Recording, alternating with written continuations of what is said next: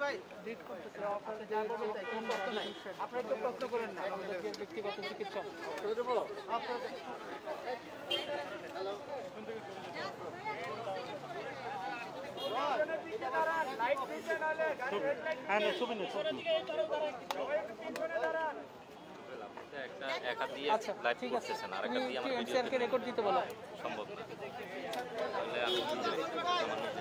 শুরু করে আমরা লাইভে যাচ্ছি শুনুন ভাই দাঁড়ান ছবি নিতে আছে শুনুন ভাই দাঁড়ান শুনুন ভাই দাঁড়ান ছবি নিতে আছে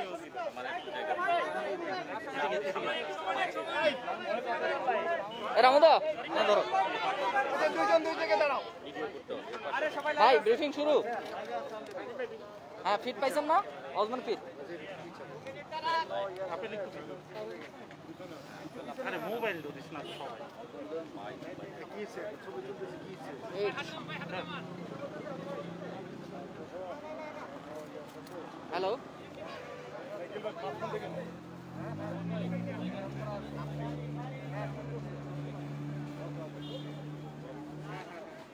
আমরা রেডি বড় শট নিস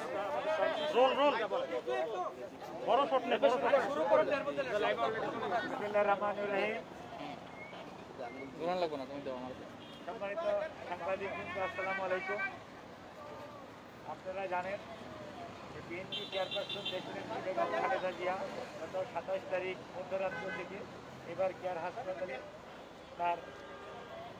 কোভিড পরবর্তীতে তার পরীক্ষা নিরীক্ষার জন্য নিয়মিত চেক আপের জন্য এখানে ভর্তি আছেন এবং ভর্তি থাকা অবস্থায় এখানকার যে চিকিৎসকরা আছেন ডক্টর শাহাবুদ্দিন তালুকদারের নেতৃত্বে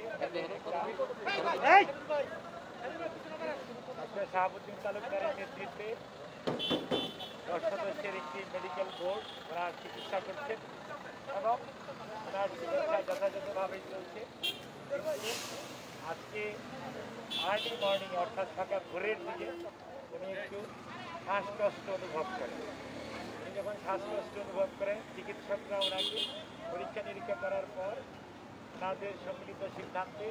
উনি coronary care unit CCU coronary care ইউনিটে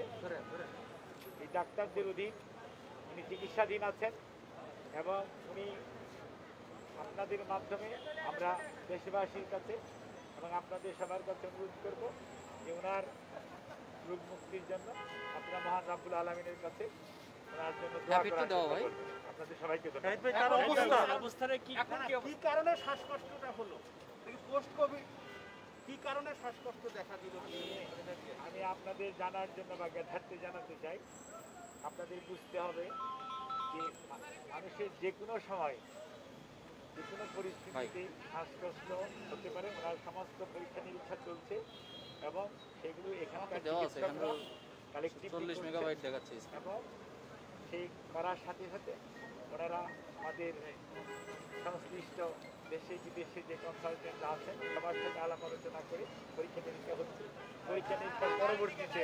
এটি সম্পর্কে বিস্তারিত জানা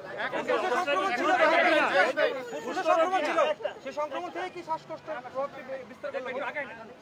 কেমন আছে অনেকে স্বাভাবিক শ্বাস প্রশ্বাস নিতে পারছেন। এখন করোনারি কেয়ার ইউনিটে যখন রুগী থাকে তখন তো সেটা স্বাভাবিক শ্বাস প্রশ্বাস নিতে। এখন কি অবস্থা সবাই জানেন আর এখানে আপনাদেরকে আর এসে বেশি মানে বলার ওদের মেন্টাল একে বলেন লাইভে অবস্থা কি গুরুতর কিনা আমি আপনাদেরকে বলি